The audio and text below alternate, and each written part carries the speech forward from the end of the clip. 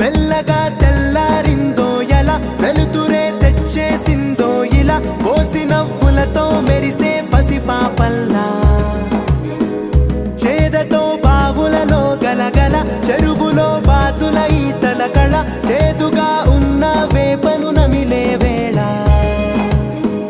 చుట్ట పొగ మంచుల్లో చుట్టాల పిలుపుల్లో